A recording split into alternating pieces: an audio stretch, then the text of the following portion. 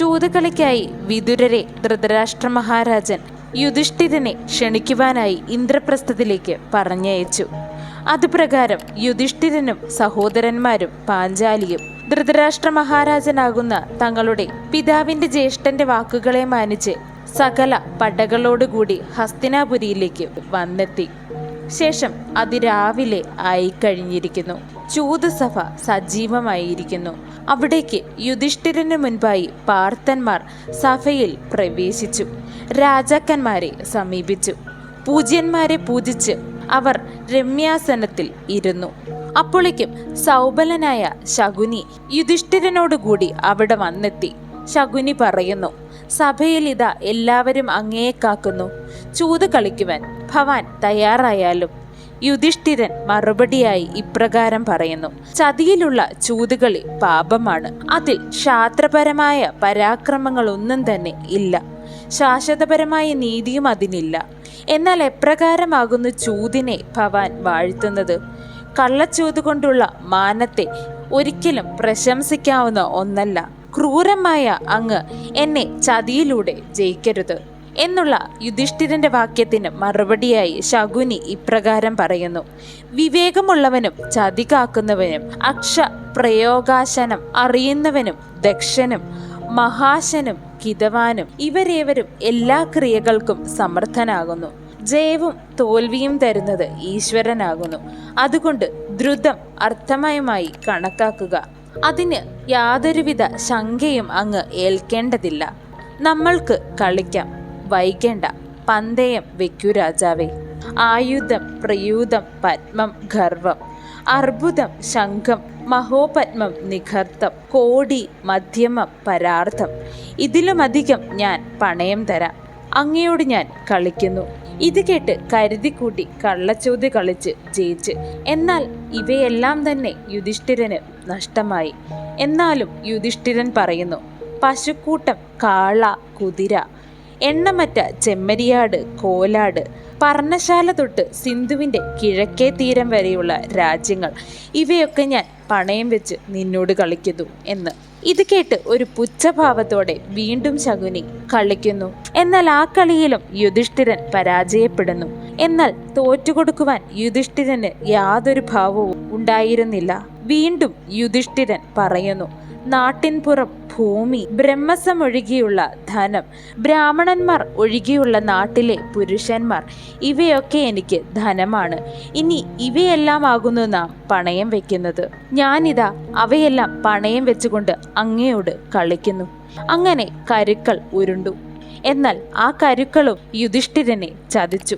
എന്നാൽ അതിലും യുധിഷ്ഠിരൻ പിന്മാറിയില്ല. രാജപുത്രന്മാർ മെയിലണിയുന്ന നല്ല പോലെ ശോഭിക്കുന്ന ഭൂഷണങ്ങൾ, കുണ്ടലങ്ങൾ, പതക്കങ്ങൾ എന്നിവയെല്ലാം ഞാൻ അങ്ങയ്ക്കായി പണയം വെക്കുന്നു. എന്നാൽ അവയെല്ലാം വീണ്ടും അദ്ദേഹത്തിന് നഷ്ടമായി. ദുര്യോധനപക്ഷം വിജയിക്കുന്നു. ഇനി അവസാനം യാതൊന്നും തന്നെ യുധിഷ്ഠിരന് പണയം വെക്കാൻ ഉണ്ടായിരുന്നില്ല. എങ്കിലും യുധിഷ്ഠിരൻ പറയുന്നു, ശ്യാമവർണ്ണനും യുവാവും മഹാഭുജനുമായ നകുലൻ എൻ്റെ സഹോദരനെ ഞാൻ പണയം വെക്കുന്നു. അതാണെൻ്റെ ധനം. ഇതു കേട്ട സഭ ഒന്നാകെ സ്തംഭിച്ചു. അതിന് മറുപടിയായി ശകുനി ഇപ്രകാരം പറഞ്ഞു, അങ്ങയ്ക്ക് പ്രിയനായ നകുലൻ, രാജപുത്രനായ അവൻ ഞങ്ങൾക്കിന്ന് അടിമയാകുന്നു. അങ്ങനെ നകുലനെ പണയം വെച്ചുകൊണ്ടുള്ള ചൂതിലും യുധിഷ്ഠിരൻ പരാജയപ്പെട്ടിരിക്കുന്നു. അങ്ങനെ ബാക്കിയുള്ള 3 സഹോദരന്മാരെയും പണയം വെച്ച് യുധിഷ്ഠിരൻ ചൂത് കളിച്ചു. ആ 3 സഹോദരന്മാരെയും യുധിഷ്ഠിരന് നഷ്ടമായിരിക്കുന്നു. മറിച്ച് ഹസ്തിനാപുരിയിലേക്ക് 4 അടിമകളെയും കിട്ടിയിരിക്കുന്നു. ഇനിയും യാതൊന്നും തന്നെ പണയം വെക്കാൻ ഇല്ലാതെ വിഷമിച്ചിരിക്കുന്ന യുധിഷ്ഠിരനോടായി ശകുനി ഇപ്രകാരം പറയുന്നു, രാജാവേ, അങ്ങയ്ക്ക് ഭാര്യയുണ്ട്. അവൾ പണയപ്പെട്ടിട്ടില്ല. ആ പാഞ്ചാലിയെ പണയം വെച്ച് കളിക്കുക, ജയിക്കുക. ഇതിന് മറുപടിയായി യുധിഷ്ഠിരൻ പറഞ്ഞു, എൻ്റെ പാഞ്ചാലി, അവൾ ഉയരം കുറഞ്ഞവളല്ല, തടിച്ചവളല്ല, മെലിഞ്ഞവളല്ല, രക്തനിറമല്ല, ഒത്ത ദേഹം, ഒത്ത നിറം, കറുത്ത കൂന്തലുള്ള അവൾ സുന്ദരിയാകുന്നു.